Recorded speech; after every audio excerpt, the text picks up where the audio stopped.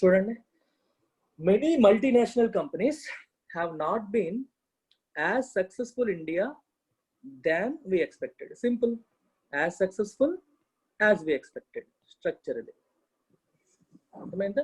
As అనేది comparison. As అనేది comparison ఏంటి చూడండి, మనం ఎక్స్పెక్ట్ చేసినంత,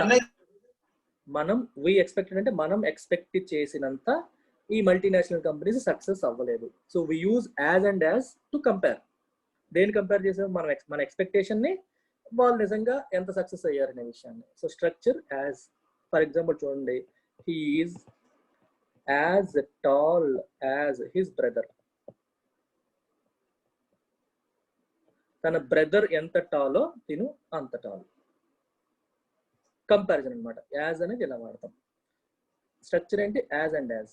యాజ్ సింపుల్ యాజ్, దానంత సింపుల్, అది ఎంత సింపుల్ ఇది అంత సింపుల్. యాజ్ బ్యూటిఫుల్ యాజ్, తన ఎంత అందమైందో తినంత అందమైంది. అలా. సో ఆన్సర్ ఏంటి దీనికి? దాన్ లాస్ట్ డి. డి ఆన్సర్ అవుతుంది. అందరికీ అర్థమైందా? Yeah. Most of the people which ఏంటి? విచ్ పీపుల్కి విచ్ అంటామా? హూ. పీపుల్కి ఏమంటాం? హూ. విచ్ అనేది థింగ్స్ కి, థింగ్స్ వస్తువులకి విచ్ అనొచ్చు. పీపుల్ కి హూ, ఎవరైతే. చూడగానే పెట్టచ్చు. Who have been victims of extreme violence are too frightened to report it to the people. Simple thing, easy question అది. హూ చూడగానే స్ట్రైక్ అయిపోవాలి. యా, తెలిసిపోవాలి exactly. Deplete of the ozone. Deplete depletion? Depletion. చూడండి తెలిసిపోతుంది అక్కడే. Deplete అనేది verb, ఇది verb, ఇది నౌన్. డిప్లీట్ ఆఫ్ ద అంటామా మనం? డిప్లీషన్ అంటే అర్థం ఏంటి? తరిగిపోవడం. ఓజోన్ లేయర్ తరిగిపోవడం అంటాం కదా, మనకి చిరిగిపోతుంది అంటారు చూడండి, తగ్గిపోవడం. డిప్లీషన్ అంటే తగ్గిపోవడం, అలా ఆ మీనింగ్ వస్తుంది. పోవడం. Depletion of ozone layer. Easy questions ఇవన్నీ. ఇది చూడండి, ఏంటి ఏం చేయాలి ఇక్కడ? ఇంత పెద్ద సెంటెన్స్ చదవాలంటే కష్టం. మీరు ఎలా చదువుతున్నారు? మీరు ఏం చేయాలి చెప్పండి? ఇదంతా నేను ఎప్పుడు చదువుతాను? చెప్పండి చెప్పండి. కనెక్షనా? వీటిని కనెక్ట్ చేయాలా? ఓకే, ఏ రెండు కనెక్ట్ అవుతాయి? ఫైన్. చూడండి, tourism a key driver of the state's economy. దాంతో ఏది కనెక్ట్ అవుతుంది? ఇట్ విల్ కాదు. Was severely hit by restrictions in the moment and communication. ఇది అవ్వచ్చు కదా. Tourism a key driver of the state's economy was severely hit on movement and communication. A and E answer. చూడగానే తెలిసిపోతుంది. ఇక్కడ చూడండి, tourism అనేది subject, రెండు కామాల మధ్యలో వచ్చేది ఎడిషనల్ ఇన్ఫర్మేషన్. తోసేయండి పక్కకి.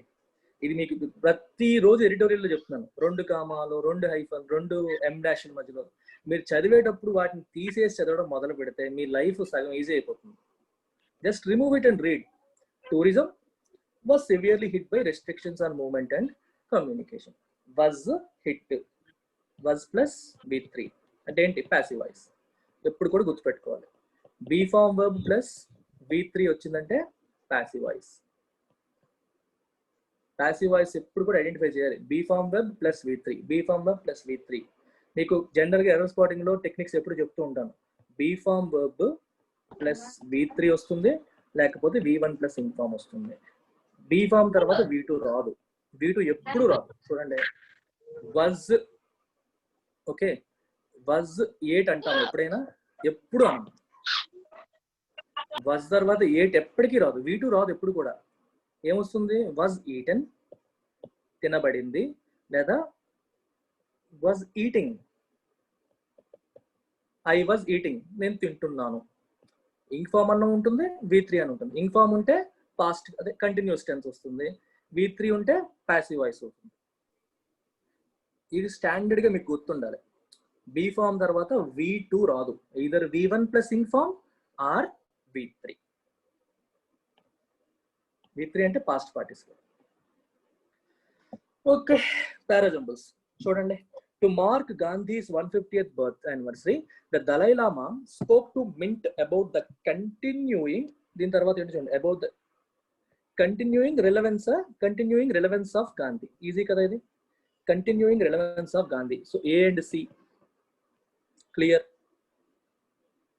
తర్వాత చూడండి, as a child in Lhasa the 14th Dalai Lama dreamt of Gandhi.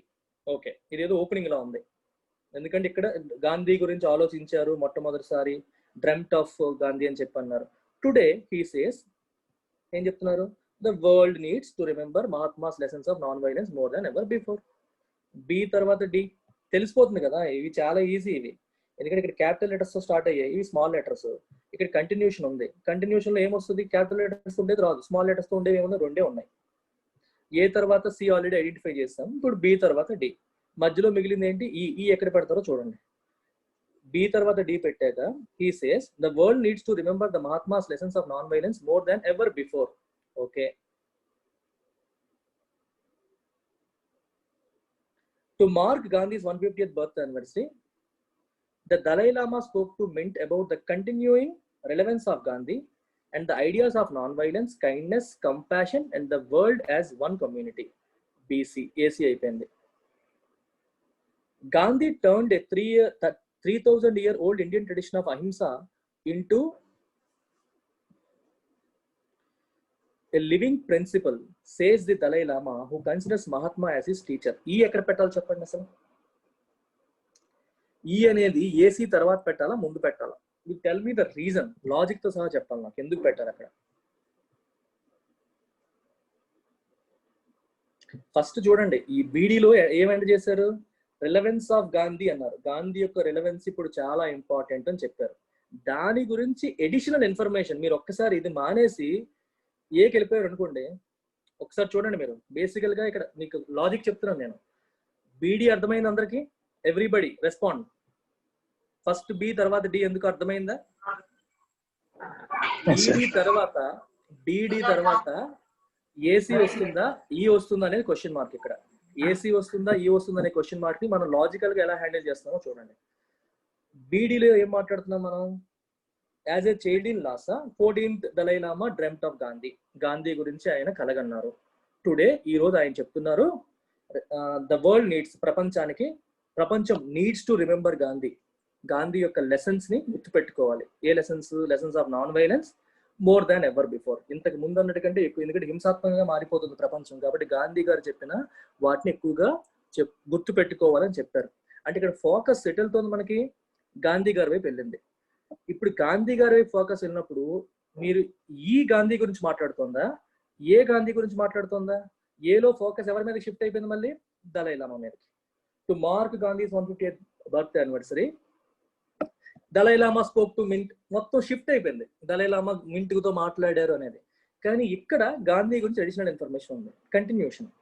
ఇక్కడ గాంధీ గురించి ఇంట్రడ్యూస్ చేశారు, దాని యొక్క ఎక్స్టెన్షన్ ఈలో కనిపిస్తుంది.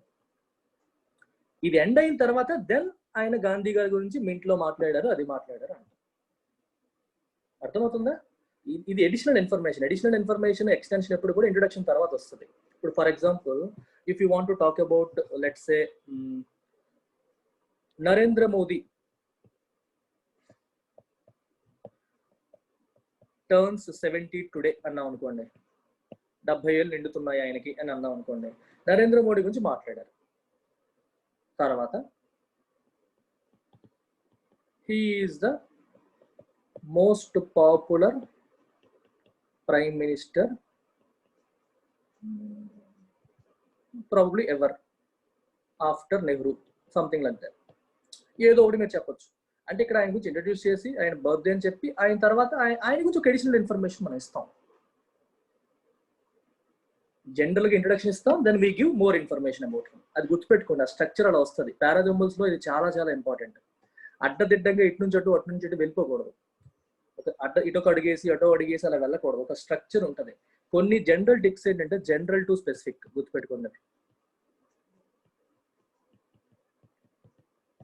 జనరల్ టు స్పెసిఫిక్ అంటే జనరల్ గా ఒక స్టేట్మెంట్ ఇచ్చిన తర్వాత స్పెసిఫిక్ గా దాని గురించి మోర్ ఇన్ఫర్మేషన్ ఇవ్వడం. ఇది మీకు చాలా సార్లు పారాజంబుల్స్ చెప్తున్నప్పుడు చెప్తూనే ఉన్నాను. ఒక జనరిక్ గా you talk about it and then specific గా you go into details. అర్థమైందా? బ్రాడ్ గా ఇలా చెప్పొచ్చు, broad to narrow. First broad గా చెప్తాము, then you move into narrow vision, లోతుగా వెళ్తాం. డబుల్ క్లిక్ అంటాం, చెప్పడం పై నుంచి డబుల్ క్లిక్ అంటే లోతుగా వెళ్ళడం, దాంట్లోనే ఇంకా డీటెయిల్డ్ గా వెళ్ళడం. General to specific, broad to narrow. అలాగే మళ్ళీ ఎగ్జాంపుల్ ఇవ్వడం, ఒకదాన్ని ఇంట్రడ్యూస్ చేయడం, దాని ఎగ్జాంపుల్ ఇవ్వడం, కాంబినేషన్స్ ఇవన్నీ కూడా. ఏదైనా విషయాన్ని ఇంట్రడ్యూస్ చేస్తారు, ఎగ్జాంపుల్ ఇస్తారు. For example, petrol prices have been going up quite a lot in the last few months అని చెప్తూ, for instance the price in Delhi was this much last month and now it is this much this month. అర్థమైంది? Petrol ప్రైసులు పెరుగుతున్నాయని broad statement ఇచ్చావు, దానికి example కింద ఢిల్లీలో ప్రైసులు చెప్తావు. అది ఫస్ట్ వస్తుంది, ఇది తర్వాత వస్తుంది. ఇంకోటి మీరు బాగా గుర్తుపెట్టుకోవాల్సిన పారాజంబుల్స్ లో కాంట్రాస్ట్. కాంట్రాస్ట్ అన్ని చోట్ల పనిచేస్తుంది, మీకు ఎన్నోసార్లు చెప్పాను. ఎప్పుడైనా సరే బట్ కాంట్రాస్ట్ ఇండికేటర్స్ ఇవి. బట్, హౌవెవర్, ఆల్దో,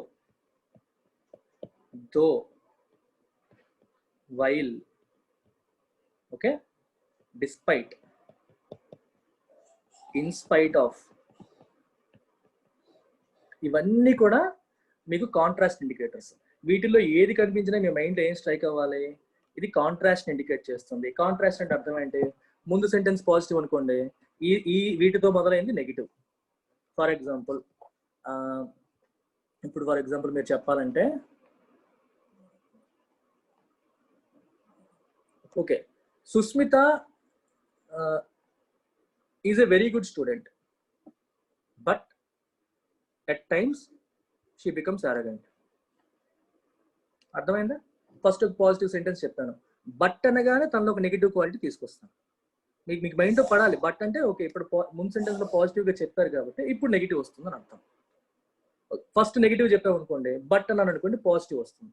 అంటే మీరు సెంటెన్స్ లో బట్ కానీ ఏమన్నా కనిపిస్తే దాని కనెక్టింగ్ సెంటెన్స్ ఏమవుతుంది? ఇది పాజిటివ్ అయితే అది నెగిటివ్ అవుతుంది, ఇది నెగిటివ్ అయితే అది పాజిటివ్ అవుతుంది. ఆ రకంగా మీరు కనెక్ట్ చేయొచ్చు. అర్థమైందా? మళ్ళీ ప్రొనౌన్ బట్టి కనెక్ట్ చేస్తారు. హీ అన్నాడు అనుకోండి, అంటే ఎవరో ఒక అబ్బాయి గురించే కదా హీ వస్తుంది ప్రొనౌన్. అంటే ఇంతకు ముందు ఒక వ్యక్తి పేరు ఏదో వస్తుంది, ఆయన గురించి ఇంట్రడ్యూస్, ఆయన గురించి మళ్ళీ రాయడానికి హీ వాడతారు. ఇట్ అన్నారు అనుకోండి, అది కూడా అంతే. ఏదన్నా ఒక థింగ్ కానీ, యాక్షన్ కానీ, వస్తువు కానీ, యానిమల్ కానీ, ఏదైనా సరే దాని గురించి మళ్ళీ రిఫర్ చేసినప్పుడు ఇట్ వాడతారు. Pronouns are very good indicators. Pronoun బట్టి మనం చెప్పొచ్చు. ఓకే, ఇప్పుడు నరేంద్ర మోదీ అని చెప్పారు ఒక సెంటెన్స్ లో. ఎప్పుడైనా సెంటెన్స్ మొదలు పెట్టినప్పుడు వాళ్ళ గురించి చెప్పినప్పుడు వాళ్ళ పేరు చెప్తారు. పేరు చెప్పకుండా చూడండి, హీఈస్ ఎ గుడ్ బాయ్ అంటారు. ఎవడాడు? హీ అంటే ఎవరు అని డౌట్ వస్తుందా మీకు? వస్తుంది. ఇప్పుడు నేను Rakesh is a good student అని స్టార్ట్ చేశాను, అయిపోయింది. సెకండ్ సెంటెన్స్ లో మళ్ళీ రాకేష్ ఈజ్ అని అంటాను, అనను. రాకేష్ బదులు I will use he, pronoun వాడేస్తాను. ఇప్పుడు హీతో మొదలు పెట్టాను అనుకోండి, హీ అనేది ఎవడో ఒకటి అయి ఉండాలి కదా, రెఫరెన్స్ ఉండాలి కదా. అప్పుడు I look for that actual person. Actual person name ఎక్కడ వస్తుందో చూస్తాం.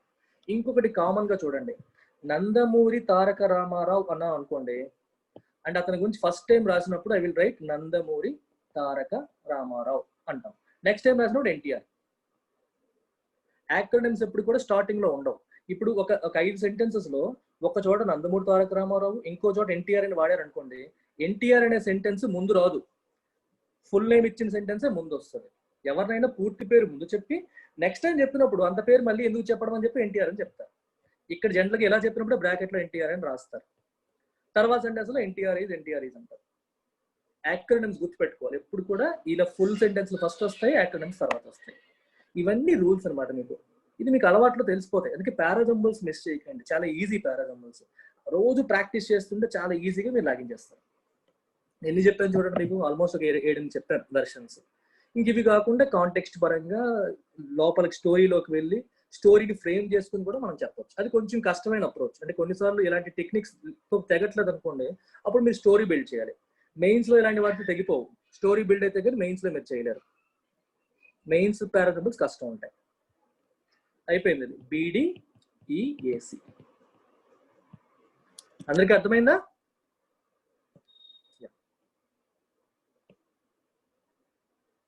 ఓకే,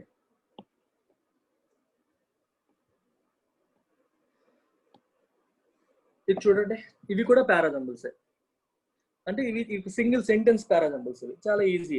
ఇవి యాక్చువల్గా మీరు ఆప్షన్స్ బట్టి పెట్టేయచ్చు. అన్ని డీతో ఎక్కువ ఉన్నాయి కదా, మోస్ట్లీ డీతో స్టార్ట్ అవుతున్నారు అనుకోండి. The recent calm in India China. The recent calm in India China. ఇక్కడ సబ్జెక్ట్ ఏంటి? The recent calm. ఇది India China. India China relations. India China images అన్నాం కదా, ఇండియా చైనా రిలేషన్స్ అంటాం. ఈజీగా పెట్టేయచ్చు. డిఏతో స్టార్ట్ అయిన 2 ఉన్నాయి, ఒకటే ఉంది DABC, వెంటనే పెట్టేయచ్చు. ఇండియా చైనా రిలేషన్స్ అంటాం కానీ India China chapter India China images అనం కదా. The recent calm in India China relations might have erased okay images of the turbulent chapter that preceded it. అంతే. అర్థమైందా? ఇది చాలా ఈజీ క్వశ్చన్. ఫస్ట్ ఆప్షన్స్ చూడండి, మీకు ఎక్కువగా ఉన్న ఆప్షన్తో స్టార్ట్ చేసేయండి, ఈజీ, టైం సేవ్ అవుతుంది. అది చూసినప్పుడు మీకు తెలిసిపోతుంది కరెక్ట్ అయ్యే అవకాశం ఉందా లేదా. ఎలిమినేషన్ ద్వారా మనం వెళ్ళిపోవచ్చు. అందరికీ నేను మాక్ అనాలిసిస్ లో సబ్జెక్ట్ కంటే పాటు ట్రిక్స్ కూడా చెప్తాను. అంటే ఎగ్జామ్ లో ఎలా చేయాలి, ఆప్షన్స్ ఎలా వాడాలి, అన్ని కూడా చెప్తుంటాను. Pick up that stuff. అది పికప్ చేసుకుంటే మీకు స్పీడ్ వస్తుంది. ఇంగ్లీష్ మీ స్ట్రెంత్ అవ్వాలి, ఇంగ్లీష్లో ఎక్కువ స్కోర్ రావాలి పాయింట్ కన్నా కూడా. ఇది చూడండి, ఇందులో కూడా డీలు ఎక్కువ ఉన్నాయి. సో డీతో స్టార్ట్ చేద్దాం. హార్వర్డ్ ఎక్నాలెడ్జ్ దట్ దే అనేది ఏంటి? ప్లూరల్ సబ్జెక్ట్, ప్లూరల్ నౌన్ కదా, ప్లూరల్ ప్రొనౌన్ అది. They a diverse student body అనం కదా, సో ఇది వెళ్ళిపోయింది. They among many mainly to ensure, they did, ఇది బాగుంది, దే డిడ్ బాగుంది. దే తర్వాత డిడ్ మీకు ఫిట్ అవుతుంది. They did indeed use race as one factor among many. One among many, ఎక్కువలో ఒకటి, one among many. So answer D CBA first option. అర్థమైందా? దే తర్వాత మీకు లాజికల్గా ఏమొస్తుంది? దే అమాంగ్ మెనీ అనం కదా, they did indeed use race as one factor among many. One among అంటాం. ఈ వన్ అనేది చూడండి చాలా కామన్ గా అందరికీ తెలిసిందే, ఇక్కడ తప్పు చేస్తారు. వన్ తర్వాత ఎప్పుడు కూడా వన్ ఆఫ్ ద అని వచ్చింది అనుకోండి, ఇక్కడ ప్లోరల్ ఉండాలి ఎప్పుడు కూడా, గుర్తుపెట్టుకోండి. వన్ ఆఫ్ ద అంటే అర్థం ఏంటి? ఎక్కువ వాటిలో ఒకటి అని. ఒక దాంట్లో ఒకటి ఉంటుందో చెప్పండి. వన్ ఆఫ్ మై ఫ్రెండ్ అంటాడు చాలా మంది. వన్ ఆఫ్ మై ఫ్రెండ్ ఏంటి? ఒక్క ఫ్రెండ్కి మళ్ళీ వన్ ఆఫ్ అని ఎందుకు? వన్ ఆఫ్ మై ఫ్రెండ్స్ అంటే నా స్నేహితులలో ఒకడు, నా స్నేహితులలో ఒకడు. వన్ ఆఫ్ ద రీజన్స్, కారణాలలో ఒకటి. వన్ అమాంగ్ దెమ్, ఎక్కువ వాటిలో ఒకటి. వన్ వచ్చేసరికి మీకు పక్కన ఎలాగనమాట, వన్ ఆఫ్, వన్ అమాంగ్ అంటే పక్కన ప్లోరల్ రావాలి. One among many, one of the friends. ఇది కామన్ గా ఈజీ ఎర్రర్ స్పాటింగ్. ఇది వన్ ఆఫ్ ద ఫ్రెండ్ అంటే తప్పు, వన్ ఆఫ్ ద ఫ్రెండ్స్ పెట్టాలి. Everybody clear? హేమా, కొత్తగా వచ్చిన వాళ్ళు అడుగుతాను నేను. హేమా అర్థమవుతుంది నీకు? ఇంకా రీసెంట్ గా జాయిన్ అయిన వాళ్ళు ఎవరైనా ఉంటే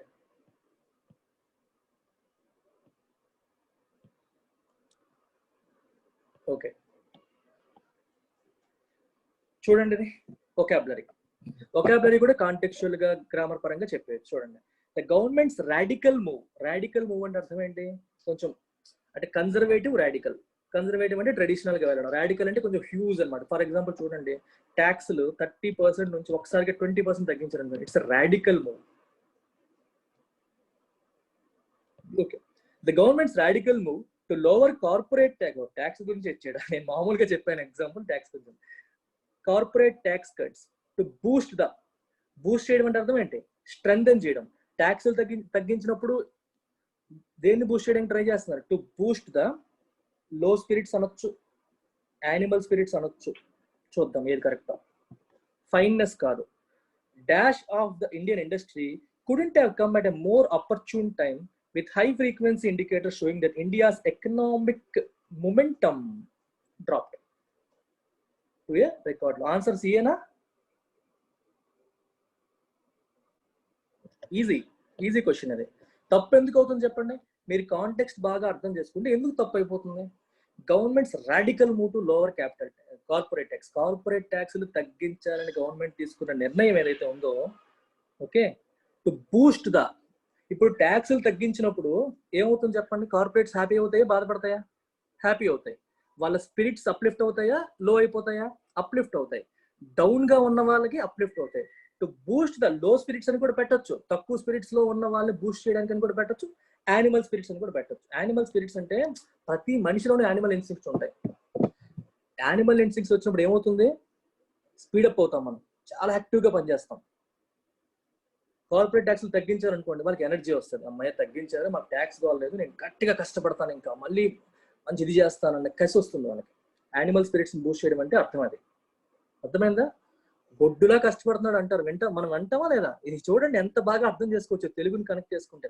గొడ్డులా కష్టపడుతున్నాడు రా. గొడ్డు అంటే అర్థమేంటి ఇక్కడ? యానిమల్ బుర్ర పెట్టదు, పనిచేస్తుంది, ఫుల్గా పనిచేస్తుంది, బాడీ అంతా కష్టపడుతుంది. యానిమల్ లాగా కష్టపడుతున్నావు అంటే you're putting your full effort అని అర్థం.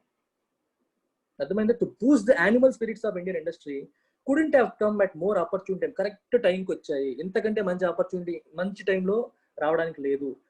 With high frequency indicators. ఎందుకు ట్యాక్స్ కట్ చేయడం అనేది కరెక్ట్? ఇప్పుడు చూడండి, మీరు ఒక వ్యక్తికి స్కాలర్షిప్ వచ్చింది అనుకోండి.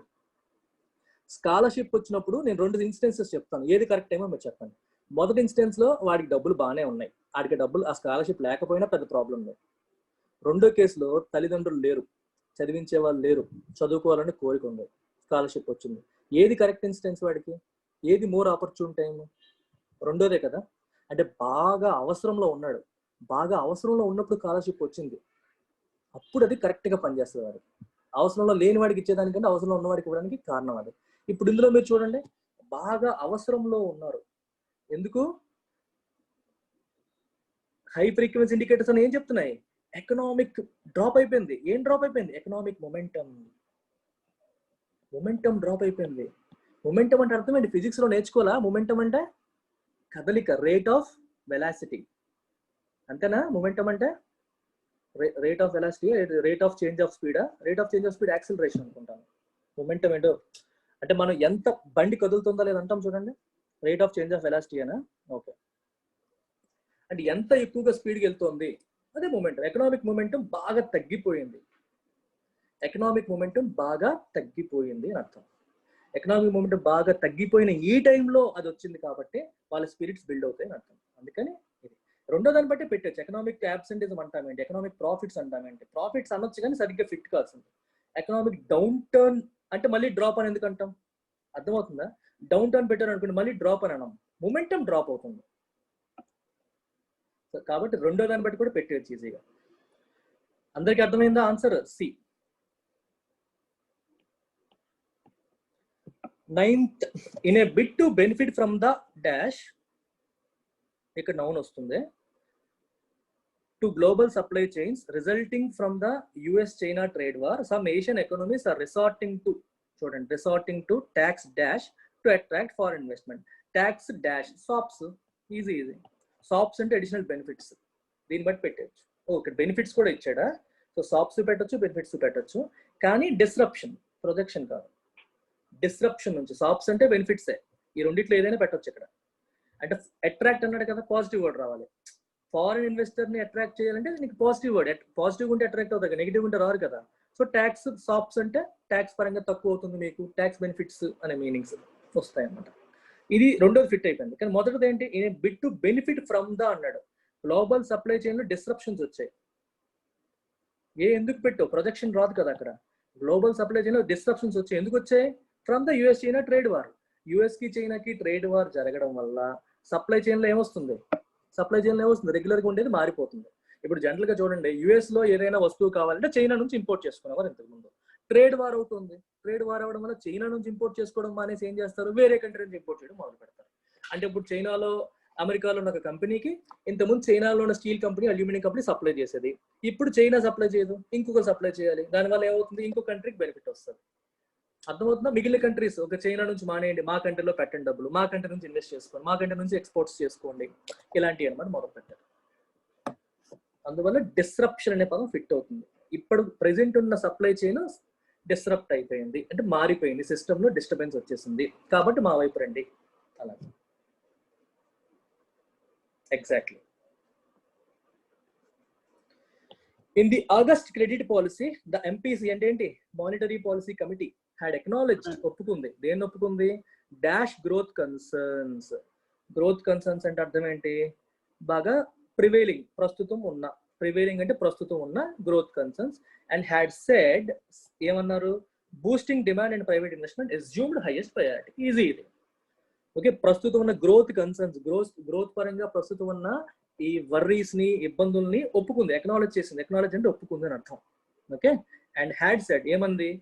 డిమాండ్ ని బూస్ట్ చేయడం అనేది ఇంపార్టెంట్, డిమాండ్ ని స్ట్రెంగ్థెన్ చేయాలి, ప్రైవేట్ ఇన్వెస్ట్మెంట్ ని, డిమాండ్ ని స్ట్రెంగ్థెన్ చేయాలి అని చెప్పి. And that assumed highest priority. ఇక్కడ అస్యూమ్ అంటే ఊహించుకోవడం అని కాదు, దానికి ఎక్కువ ఇంపార్టెన్స్ ఉంది అని అర్థం. ప్రివైలింగ్ అంటే ప్రస్తుతం ఉన్న, ప్రివైలింగ్ కండిషన్స్ ప్రస్తుతం ఉన్న కండిషన్స్, ప్రివైలింగ్ సిచ్యువేషన్ ప్రస్తుతం ఉన్న situation. In the prevailing situation nobody thinks of tourism. Tourism గురించి ఎవరు ఆలోచించరు, టూర్ వేయాలని ఆలోచించరు, ఎందుకంటే ఎక్కడికి వెళ్తే ఏం వస్తుందన్న భయంలో ఉన్నారు కాబట్టి. అలా నాట్ ఓన్లీ బట్ ఆల్సో, ఇది ఒక్కటే కాదు అది కూడా. చూడండి ఏ రెండు అవుతాయో అలాగా. ద రూరల్ పిక్చర్ మ్యాటర్స్ అనాలి, గ్రామర్ తప్పు ఉంది. Because the largest numbers are located there, they matter because of their low incomes. The rural picture, national security is a critical concern for policy makers. It is a critical concern for us ordinary citizens. ఇది చెప్పొచ్చేమో కదా, CMD పక్కా అని తెలిసిపోతుంది కదా. National security is not only a critical concern for policy makers but also a critical concern for us the ordinary citizens. అందరికీ ఇంపార్టెంటే CMD. ఇది కూడా అలాంటిదే. రూరల్ పిక్చర్ అనేది మ్యాటర్స్, ఎందుకు? ఎక్కువ మంది అక్కడ ఉంటారు కాబట్టి. ఇట్ మ్యాటర్స్ ఎందుకంటే వాళ్ళ లో ఇన్కమ్ వల్ల కూడా. రెండు కారణాలు ఇచ్చాడు, సో ఇది కూడా పెట్టచ్చు, కానీ గ్రామర్ తప్పులు ఉన్నాయి అంతే, కొంచెం గ్రామర్ తప్పులు ఉన్నాయి, అదర్వైజ్ కరెక్టే. క్రిటికల్ కన్సర్న్ ముందు వస్తుందా సార్? నాట్ ఓన్లీ అక్కడ సిలో నేషనల్ సెక్యూరిటీసే నాట్ ఓన్లీ క్రిటికల్ కన్సర్న్ అని ముందు ఎలాగైనా వస్తుందా సార్? చెప్పచ్చు, ముందు పెట్టచ్చు వెనక పెట్టచ్చు. అంటే నేను క్రిటికల్ కన్సర్న్ తర్వాత పెట్టుకుని చదివాను సార్, అందుకు డౌట్ వచ్చింది. పర్లేదు, ఇది క్రిటికల్ కన్సర్న్ అని పెట్టి ఆపేయచ్చు, రెండు చోట్ల ఉంది క్రిటికల్ కన్సర్న్. అందుకని national security is critical concern not only for policy makers but also for ordinary citizens. అది కూడా correct. Okay, not only but also రకరకాలుగా వాడచ్చు. సో సిడిఏబి రెండు అవుతాయి, అంటే సిడి పక్కాగా తెలిసిపోతుంది కాబట్టి మీరు పెట్టేయచ్చు. ఇక్కడ కూడా ఏంటంటే విషయం ఒకటే కదా, రూరల్ పిక్చర్ అనేది ఇంపార్టెంట్, ఎందుకంటే ఎక్కువ నెంబర్స్ ఉన్నాయి, ఇన్కమ్ లో ఇన్కమ్ ఉంది, రెండు కారణాలు ఉన్నాయి, రెండు కారణాలు కావాలి మీకు. నాట్ ఓన్లీ బట్ ఆల్సో అలా వాడతాం. He is not only smart but also ఇంకేదో సంథింగ్ గుడ్ ఏదో అలాగే. బికాజ్ అనేది ఏంటి? కారణం, రీజన్. ఓకే, బికాజ్ కూడా మీకు మంచి కనెక్టర్. చూడు, బికాజ్ లాంటి కనెక్టర్స్ చెప్తాను కొంచెం చూడండి. Because, so, as. Okay, as, so, because, ఇంకా డ్యూ టు, ఇవన్నీ కూడా రీజన్స్ చెప్తాయి. సిన్స్, ఎగ్జాక్ట్లీ సిన్స్ కూడా మీకు రీజన్ ఇస్తుంది. ఇవి కూడా connectors. All these are again connectors. These connectors ఏమి ఇస్తాయి? మీకు రీజన్ ఇస్తాయి. అలా జనరిక్ క్వశ్చన్ అడిగితే నేను చెప్పలేను అభిషేక్, ఒకసారి వాడచ్చా అంటే అర్థం ఏంటి? బికాస్ చూడండి, given the wide spread resentment has been done the way in which it was done. Grammar తప్పులుంటే చిరాకు వచ్చేస్తాను first. Okay, it was done. We tolerate some disagreeable beliefs and practices of persons and groups. Even the scant support our troops received from local communities may evaporate. We identify with many of their beliefs and practices. ఈ రెండు ఏమైనా అవుతున్నాయో చూడండి. We tolerate some disagreeable beliefs and practices of persons and groups because we identify with many of their other beliefs and practices. అర్థమవుతుంది అక్కడ?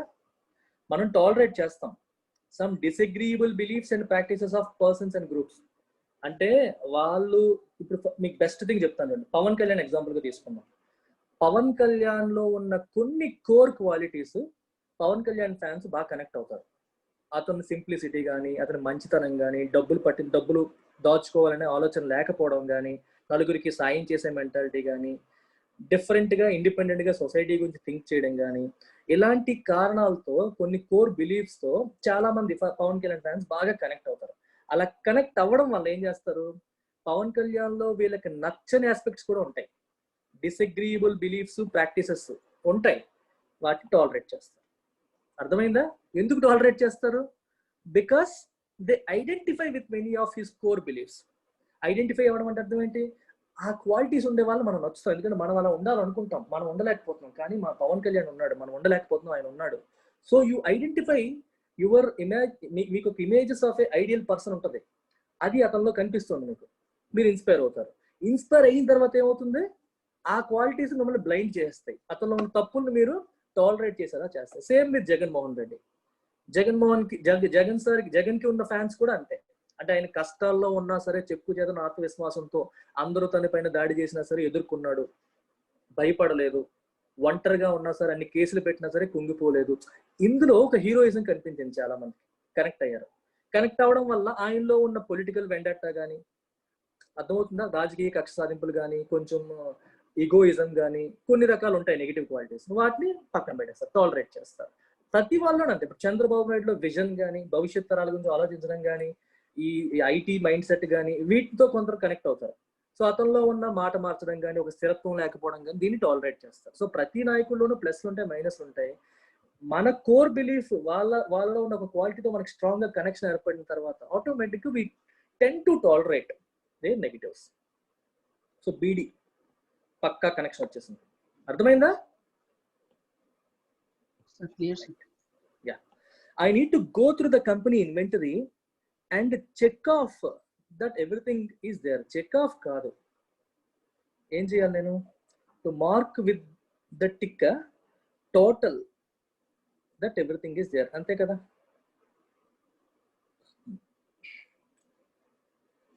Total అంటామా? Total అని ఎందుకు అంటాం?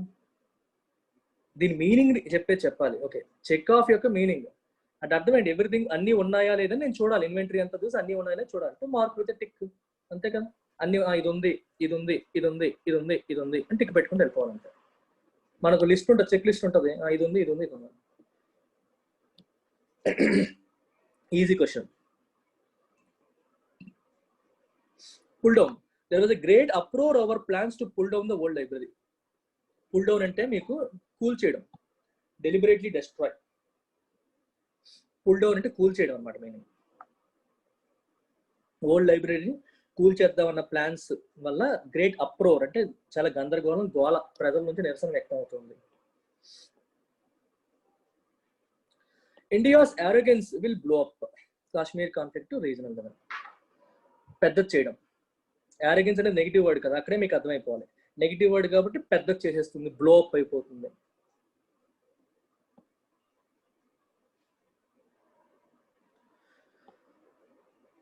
ఇవి మీకు ఏంటివి? What is this? Whole 9 years అంటే అర్థం ఏంటి? ఎవ్రీథింగ్ పాసిబుల్ అండ్ అవైలబుల్ అని, అన్నీ ఉన్నాయి అని అర్థం. హోల్ కదా, అన్నీ ఉన్నాయి, మీరు ఏది అడిగినా ఉంది.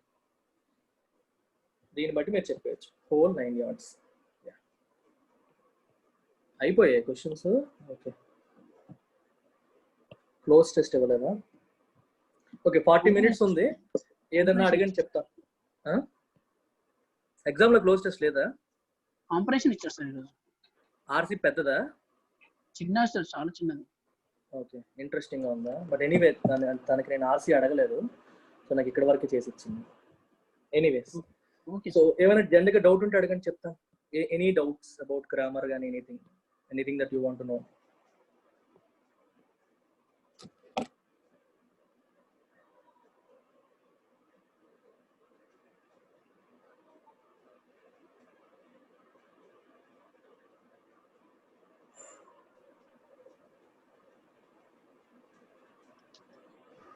సరే, ఇందాక నాట్ ఓన్లీ బటన్స్ వచ్చింది కదా సార్, అది ఒక్కసారి.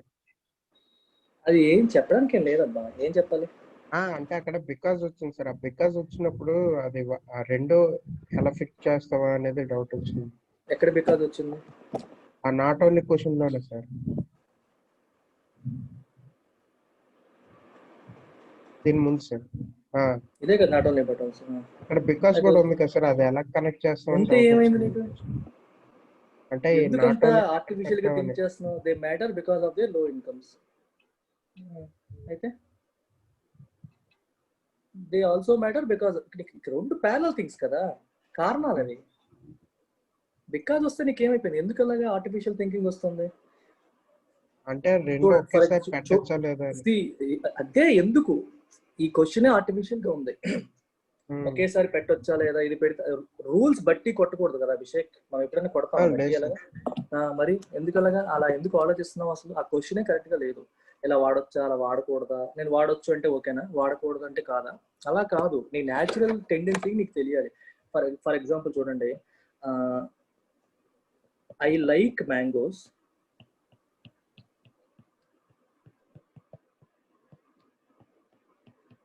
not only because of their taste,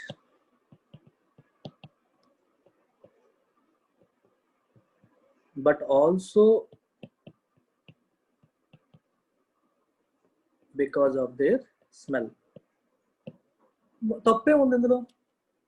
ఇక్కడ బికాస్ ఆఫ్ వాడాను, ఇక్కడ బికాస్ ఆఫ్ వాడాను, లేకపోతే దీన్ని ముందుకు తీసుకొచ్చేస్తాను.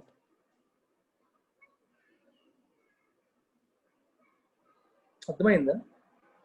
నాకు మ్యాంగోస్ ఇష్టం, వాటి టేస్ట్ వల్ల మాత్రమే కాదు, వాటి స్మెల్ వల్ల కూడా. ఇక్కడ నాట్ ఓన్లీ బట్ ఆల్సో ఒక ఫంక్షన్ ఫుల్ఫిల్ చేస్తుంది, బికాస్ ఆఫ్ అది ఇంకో ఫంక్షన్ ఫుల్ఫిల్ చేస్తుంది. Then why do you want to worry? Okay, అలా లింక్ చేసేసుకోకూడదు. ఇది ఒక కనెక్టర్, అదొక ఇది. అక్కడ ప్రతిదీ ఒక్కొక్కటి ఒక్కొక్క ఫంక్షన్ ఫుల్ఫిల్ చేస్తుంది. ఇక్కడ బికాజ్ ఏ ఫంక్షన్ చేస్తుంది, కారణాన్ని చెప్తుంది అంతే. Okay sir yeah sir, conjunction లో కవర్ చేయని పార్ట్ ఏమైనా ఉంటే ఒకసారి లిటిల్ బిట్ గా చెప్పండి సార్. కంజంక్షన్స్ లో ఇంకా మీకు కోఆర్డినేటింగ్, సబార్డినేటింగ్ రెండు చాలు. మీకు యాక్చువల్ గా గ్రామర్ చెప్పాలంటే ఇంకా 4-5 ఇంకో 2-3 రకాలు ఉంటాయి. కానీ అది ప్రాక్టికల్ గ్రామర్ లో, కాంపిటేటివ్ ఇంగ్లీష్ లో మీకు అవసరం ఉండదు. సో నేను నేర్చుకోను, మీకు చెప్పను, అనవసరం, టైం వేస్ట్. అర్థమైందా? మన ఆబ్జెక్టివ్ అంతా కూడా ఎగ్జామ్ వరకే. యా ఓకే, పర్లేదు. ప్రిపోజిషన్స్ కి ఏ మాత్రం షార్ట్ కట్స్ లేవు ప్రీతం. ప్రిపోజిషన్స్ కి షార్ట్ కట్స్ లేవు, అలవాటు పడాలంటే. ప్రిపోజిషన్స్ లాజికల్ గా చెప్పలేము, అలవాటు పడాలంటే. కంజంక్షన్స్ చెప్పొచ్చు, నౌన్ చెప్పొచ్చు, ప్రొనౌన్ చెప్పొచ్చు, వర్బ్ చెప్పొచ్చు. అందుకే గ్రామర్ టీచర్స్, గ్రామర్ చెప్పే వాళ్ళందరికీ ప్రిపోజిషన్స్ అనేవి nightmare, very difficult. Prepositions లో మీకు చెప్పగలిగేవి ఇవే: ఇన్, ఆన్, ఎట్, ఇట్లాంటివి చెప్పొచ్చు అంతే. ఇది ఎక్కడ వాడతారు, ఇది ఎక్కడ వాడతారు, ఇది ఎక్కడ వాడతారు. అలాగే అంటే మీకు prepositions of time, prepositions of place. Place బట్టి ఏది ఎక్కడ వాడతాం, టైం బట్టి ఏది ఎక్కడ వాడతాం.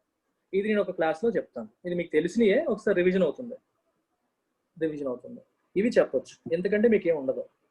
అలాగే ఇప్పుడు ఇవి కూడా ప్రిపోజిషన్సే కదా. వైల్ ఎప్పుడు వాడతారు, డ్యూరింగ్ ఎప్పుడు వాడతారు, వైల్ ఎప్పుడు, డ్యూరింగ్ ఎప్పుడు. ఐ విల్ కవర్ దెమ్, ఒక సెపరేట్గా ఒక సెషన్ చేస్తాను. అంటే స్టాండర్డ్గా ప్రిపోజిషన్స్ ఉన్న రూల్స్, బేసిక్ రూల్స్ ఏవైతే ఉంటాయో అవి తెలుసుకోండి, సరిపోతుంది. మిగిలినవి మీకు ఇలా ఎగ్జామ్లో వచ్చినప్పుడు అలవాటు చేసుకోవాలి అంతే. ఎందుకంటే మీరు నేను రూల్స్ కింద మీకు చెప్పడం మొదలు పెట్టినా మీ బ్రెయిన్ వేడికిపోతుంది, నన్ను తిట్టడం మొదలు పెడతారు. It is impossible to remember so many things. ఒక లిస్ట్ ఇచ్చేసి బట్టి కొట్టేయడం, అవన్నీ ఇంప్రాక్టికల్, గుర్తుండవు. స్కూల్ పిల్లలా తయారైపోతాం మనం.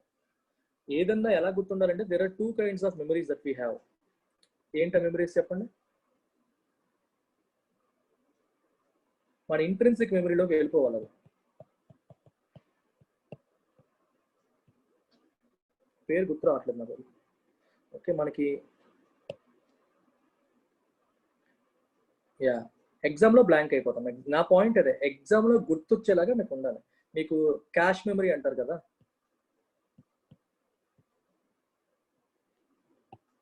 ర్యాండమ్ యాక్సెస్ మెమరీలోకి వెళ్ళాలి. RAM, cash memory, random access memory. అంటే మీకు ఇమీడియట్ గా తీసేలా ఉండాలి.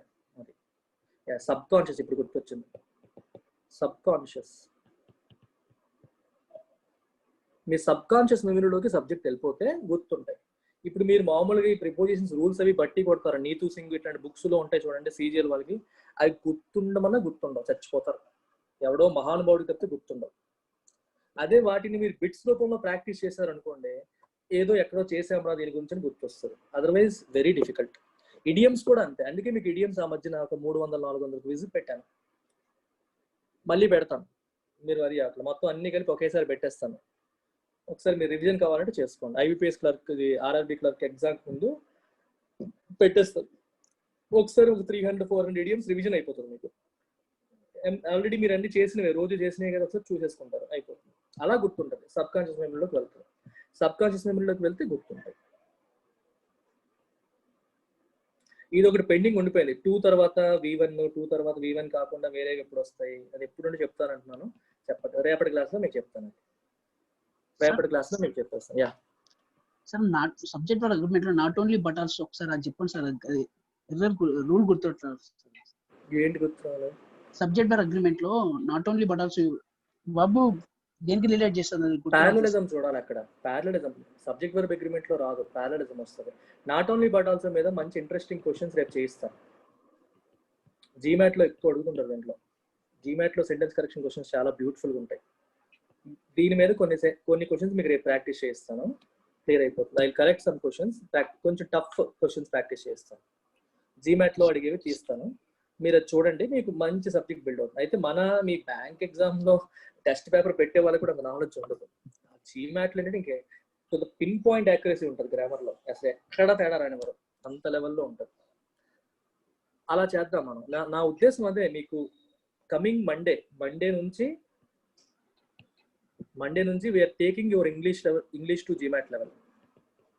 క్యాట్ కూడా కాదు, జీమాట్కి వెళ్ళిపోతాం మనం. అండ్ నేను ప్రామిస్ చేస్తున్నాను, you will be able to solve them. అలా చేసేలాగా మిమ్మల్ని తయారు చేస్తాను. ఇవి ఈ లెవెల్లో చేసేలాగా మిమ్మల్ని తయారు చేస్తాను. మీకు బ్యాంక్ క్వశ్చన్స్ చూస్తే పిల్ల క్వశ్చన్స్ లా అనిపించాలంతే. Okay, we have very good scientifically constructed questions in GMAT. Sentence కరెక్షన్లో కానీ, అలాగే మీకు ఏంటది పారాజంబుల్స్ కానీ, అన్నీ కూడా చాలా మంచి హై క్వాలిటీ క్వశ్చన్స్ ఉంటాయి జీమాట్లో. ఇవి సాల్వ్ చేద్దాం. ఇవి సాల్వ్ చేస్తే ఆర్సీలు కానీ, జీమాట్ ఆర్సీలు ఎంత అద్భుతంగా ఉంటాయో తెలుసా.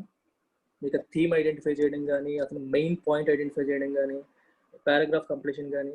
మీరు భయపడకండి, మాకు ఇవి రావు, మాకు అవి రావు, మేము చేయగలమని భయపడకండి. మీరు చేయగలిగేలా నేను చేస్తాను. It is my promise to you. కీన్గా ఇన్వాల్వ్ అవ్వండి. మీరే ఆన్సర్ చేస్తారు, నేను కూడా ఆన్సర్ చేయను, మీరే చేస్తారు. ఓకే, మీరే చేసేలాగా నేను చేస్తాను. మీరు ఓన్లీ థింగ్ ఏంటంటే రీసెంట్గా అయిన వాళ్ళు గ్రామర్ వీడియోస్ అన్ని చూసేయండి, అదొక్కడే నేను చెప్తున్నాను. Parts of speech, tenses, subject verb agreement అన్ని వీడియోస్ ఉన్నాయి. హెడ్సెట్ పెట్టుకొని నోట్స్ రాసుకుంటారో వింటారో ఏదో చేయండి, మొత్తం చూసేయండి. ఓకే, అందులో డౌట్స్ కూడా 99% రావు. నేను క్లియర్గా చెప్పేస్తాను, ఒకసారి చూస్తే మీకు అర్థమైపోతుంది. మీకు వచ్చే డౌట్స్ కూడా నేను కవర్ చేసే ఉంటాను. అయితే మీలాగే ఎవరో ఒక స్టూడెంట్ అడిగి ఉంటారో ఆన్సర్ చేసి ఉంటాను. Just watch them completely. ఏమైనా డౌట్స్ ఉంటే లైవ్లో నన్ను అడిగి చెప్పేస్తాను. అది మీరు డిలే చేస్తున్న కొద్దీ మీరు సఫర్ అవుతారు. డిలే వద్దు, ఏ రోజు ఆ రోజు అయిపోతూ ఉండాలి. గ్రామర్ వీడియోస్ అన్ని చేయండి. ఎడిటోరియల్ అనాలిసిస్ ప్రతిరోజు మిస్ చేయొద్దు. కొత్తగా జాయిన్ అయిన వాళ్ళు కూడా చెప్తున్నాను, యూట్యూబ్లో నా ఎడిటోరియల్ అనాలిసిస్ రోజు ఉంటుంది. ప్రతిరోజు మార్నింగ్ లేవగానే 8 o'clock కల్లా అప్లోడ్ చేస్తున్నాను. ఈ మధ్యన అబ్జర్వ్ చేశారో లేదో. సో నేను 5కి లేస్తున్నాను, 8 కల్లా ఎడిటోరియల్ అనాలిసిస్ అప్లోడ్ అయిపోతుంది. నేను 6:30, 6:45, 7 ఆ టైంలో స్టార్ట్ చేస్తున్నాను. సో 7:45 కల్లా అయిపోతుంది, అప్లోడ్ చేస్తున్నాను. సో ఎర్లీగా చేయడం వల్ల మీకు టైం సేవ్ అవుతుంది. వెంటనే మీరు చూసేయండి. అది must, don't stop it. And editorial ముందు నుండి చెప్తున్నాను, don't read it from the perspective of English alone. అది కంటెంట్ బిల్డ్ చేసుకునే ఉద్దేశంలో, మీ జనరల్ నాలెడ్జ్ బిల్డ్ చేసుకునే ఉద్దేశంలో చదవండి, వినండి, అంతే. ఓకే, ఆపేద్దాంలండి. రేపటి క్లాస్లో కొంచెం గ్రామర్, కొంచెం స్పేస్ తీసుకొని నేను గ్రామర్ చెప్తాను.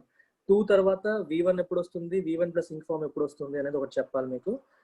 నాట్ ఓన్లీ బట్ ఆల్సో గురించి కొంచెం డీప్గా అడిగారు కాబట్టి అది చెప్తాను. Okay, take care, bye.